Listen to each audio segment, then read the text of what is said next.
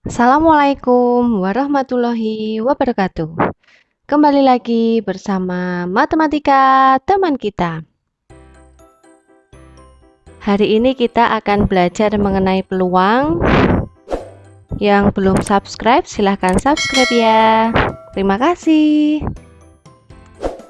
Dalam peluang ini kita akan mempelajari tentang percobaan, ruang sampel, frekuensi relatif, dan peluang suatu kejadian. Yang pertama yaitu percobaan atau eksperimen adalah suatu kegiatan yang dapat memberikan beberapa kemungkinan. Itu yang dinamakan dengan percobaan. Kemudian ruang sampel adalah himpunan semua hasil yang mungkin dari suatu percobaan yang dinotasikan dengan huruf F. Jadi percobaan itu kegiatannya yang memberikan beberapa kemungkinan, dan himpunan kemungkinan yang terjadi itu disebut dengan ruang sampel. Kemudian anggota dari ruang sampel disebut sebagai titik sampel. Nah, banyaknya titik sampel itu dinotasikan dengan NS. Himpunan bagian dari ruang sampel disebut sebagai kejadian yang dinotasikan dengan E. Nah, di sini ada contoh. Pada percobaan melambungkan sebuah dadu, himpunan dari semua hasil yang mungkin muncul atau ruang sampelnya adalah ini. Jadi kalau dadu itu kan ada 6 muka. Kalau diisi angka di situ 1, 2, 3, 4, 5, 6. Jadi ketika dadu itu dilambungkan, bisa jadi nanti muncul angka 1, bisa jadi angka 2, 3, 4, 5, 6. Jadi kemungkinannya ada 6. Nah, ini yang dinamakan ruang sampel. Jadi ini 1, 2, 3, 4, 5, 6. Jadi ketika dadu itu dilambungkan, nanti yang muncul kemungkinannya ada 6 ini, yang dinamakan dengan ruang sampel. Kemudian anggota dari ruang sampel yaitu 1, 2, 3, 4, 5, 6 ini disebut sebagai titik sampel. Lah ini maaf, ini keliru ya.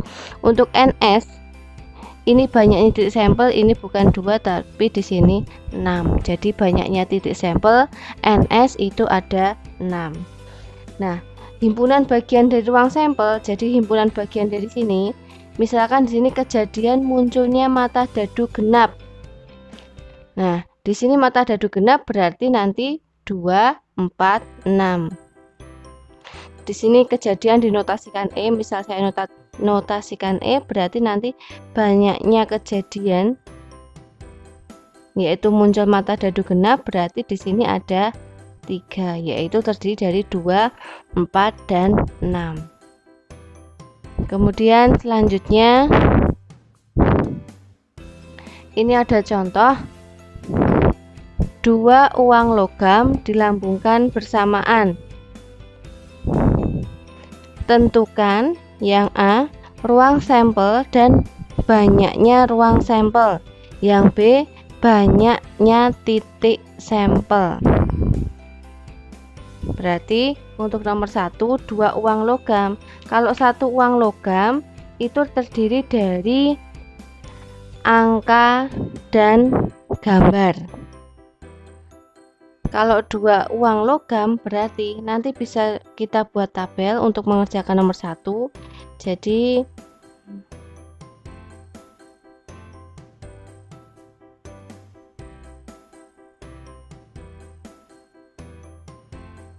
ini uang logam yang pertama, di sini uang logam yang kedua. Nanti uang logam yang pertama itu munculnya bisa angka, bisa gambar. Yang kedua sama, bisa angka, bisa gambar. Jadi nanti kalau kedua uang logam itu dilambungkan bersama, munculnya itu kemungkinannya angka dan angka, kemudian gambar dan angka, kemudian di sini gambar dan angka dan gambar.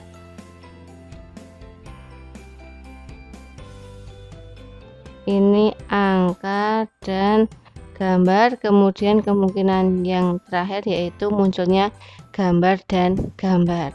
Jadi di sini ruang sampelnya itu ruang sampel tadi lambangnya S.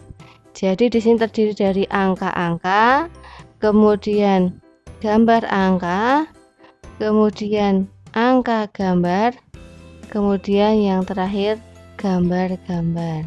Jadi banyaknya ruang sampel di sini ada 4. Ini untuk penyelesaian yang A. Kemudian banyaknya titik sampel. Banyaknya titik sampel berarti ada sini titik sampel ada berapa? 1, 2, 3, 4 sama ada 4, yaitu tadi, tapi tidak pakai himpunan lagi. AA, kemudian GA itu gambar angka, angka gambar, dan terakhir gambar-gambar. Nah, ini contoh satu soal 2 uang logam dilambungkan bersamaan. Kemudian nomor 2, tentukan seluruh titik sampel dan banyak ruang sampel jika sebuah dadu dan koin ditos bersama. Titik sampel dan ruang sampel. Nah, ini berarti ketika sebuah dadu dan sebuah koin. Nah, ini kita buat tabel juga. Terlalu panjang.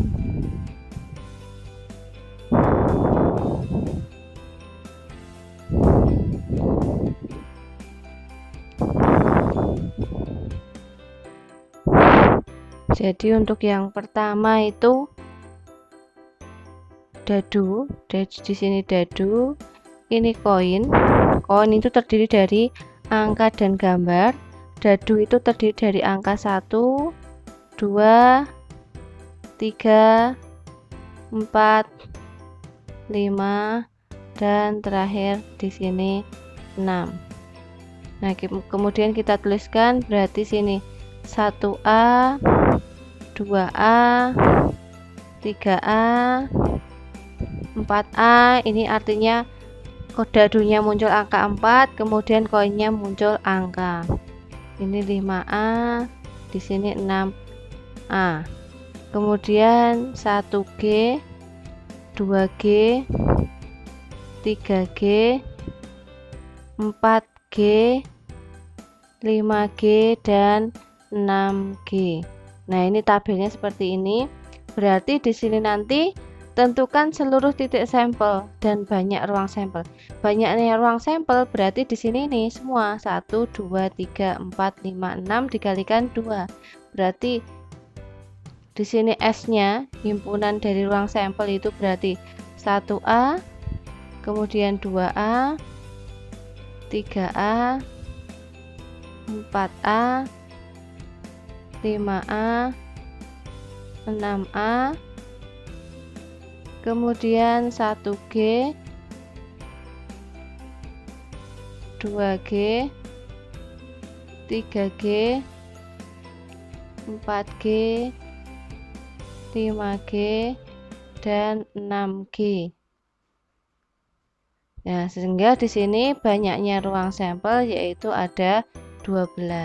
Nah, titik sampelnya berarti ini tadi tidak usah ditulis himpunan. Jadi titik sampelnya berarti di sini 1A, kemudian 2A, dan seterusnya nanti silahkan ditulis sampai 6G. Nah, itu titik sampelnya. Ini contoh penyelesaian soal yang kedua. Kemudian selanjutnya di sini frekuensi relatif. Jadi misalkan A suatu kejadian dalam suatu percobaan, banyak kejadian muncul A itu adalah X dan banyak percobaan itu adalah N, maka nanti frekuensi relatif kejadian A atau dilambangkan dengan FRA adalah perbandingan banyaknya kejadian A muncul dengan banyaknya percobaan. Jadi rumus dari frekuensi relatif kejadian A sama dengan banyak kejadian A muncul dibagi banyak percobaan atau dilambangkan dengan X dibagi N. Contoh di sini hasil percobaan pelemparan sebuah koin. Di sini ada 4 kali pelemparan.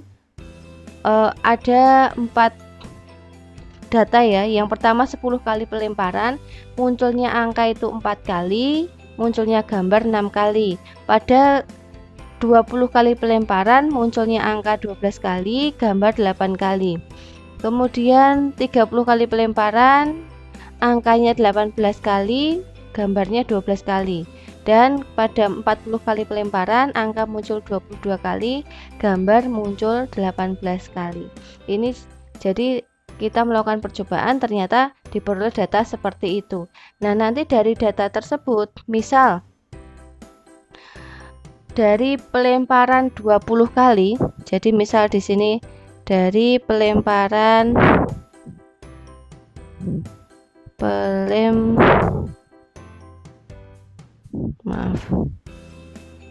dari pelemparan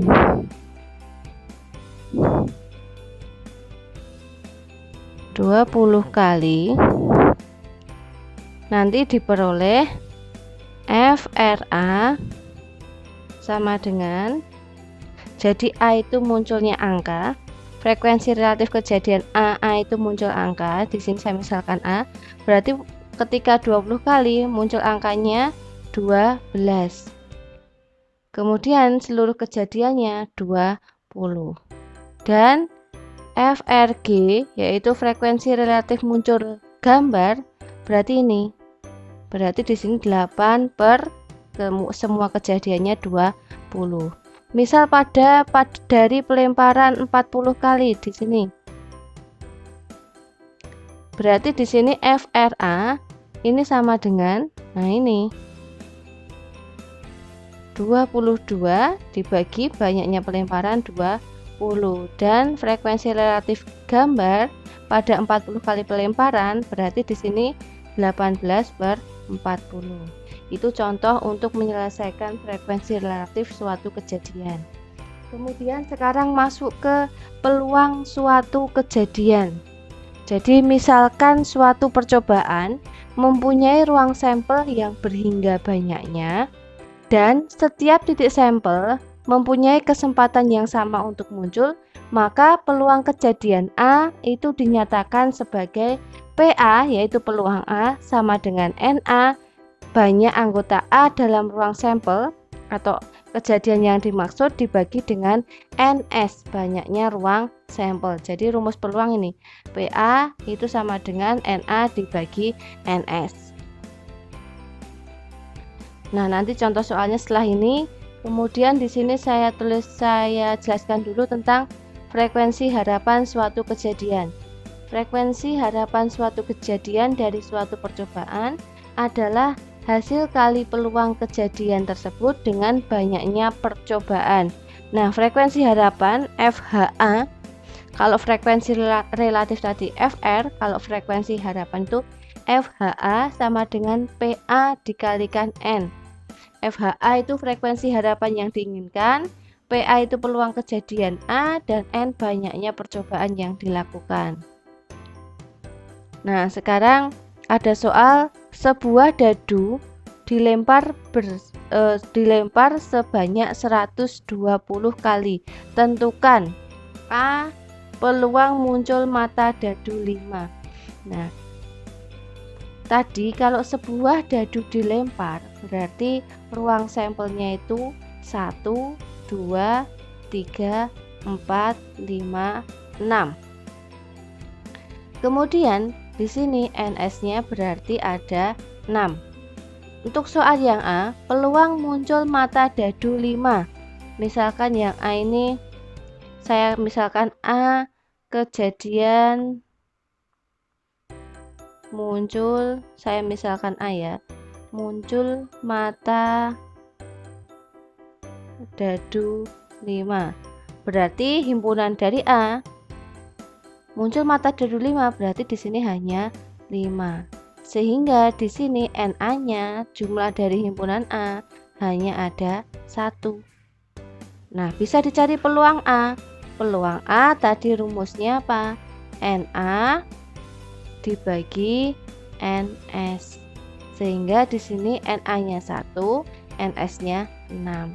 Jadi untuk soal yang A maka jawabannya 1/6. Kemudian yang B, muncul mata dadu genap. Misal B di sini kejadian muncul mata dadu genap. Maka nanti himpunan dari B yaitu dari ruang sampel 1 2 3 4 5 6 yang genap yaitu di sini 2, 4 dan 6. Sehingga banyaknya himpunan B di sini ada 3. Maka di sini peluang dari B bisa dicari, rumusnya berarti NB dibagi NS yaitu 3/6 atau bisa ditulis 1/2. Itu untuk penyelesaian soal yang B. Sekarang untuk yang C, frekuensi harapan muncul mata dadu ganjil. Nah, karena ini tadi belum dicari peluangnya, untuk mencari frekuensi harapan kita harus mencari peluangnya terlebih dahulu. Jadi misal di sini C itu kejadian muncul mata dadu ganjil. Maka himpunan dari C mata dadu ganjil berarti 1, 3, dan 5.